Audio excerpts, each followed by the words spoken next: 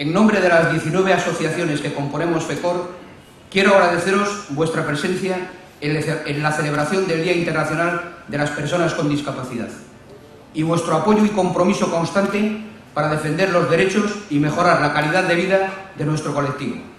Por si no lo sabéis, Arbolarte es un centro de atención diurna dirigido a personas con movilidad reducida de la Diputación Foral que gestiona FECOR y que cumplimos 10 años.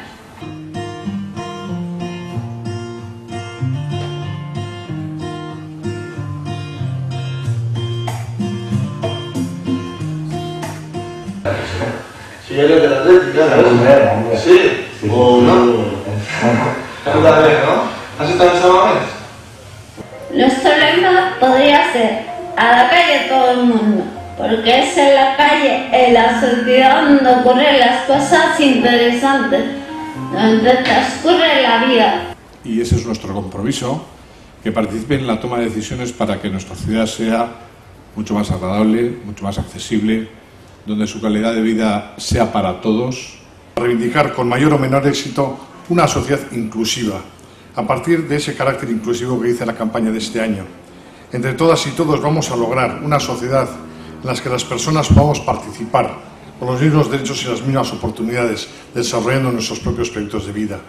Gure aldetik nahi dugu baita zoriondu. Zoriondu egiten duzuen lana eta zuen indarragaitik. Eguneroko oztopoak gainditzeko eta zuen bizitza kalitatea hobetzeko lan egiten duzuena itxela da.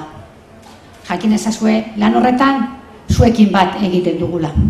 El compromiso de la Diputación Foral de Vizcaya era que nos comprometíamos a garantizar que el nivel de prestación de servicios de nuestro territorio se iba a mantener. Y a pesar de que ha sido un año duro y difícil, tenemos que deciros que efectivamente lo hemos conseguido. Y para el año 2014, ¿qué? Pues para el año 2014 queremos seguir avanzando. Y nos gustaría que este próximo 2014 pudiéramos poner en Vizcaya nuevos recursos como los servicios de apoyo a la vida independiente. Como veis, seguimos trabajando. Y estoy segura que con la colaboración y el apoyo de todos y de todas conseguiremos más pronto que tarde esa Vizcaya más igualitaria, más inclusiva y esa Vizcaya que todos soñamos.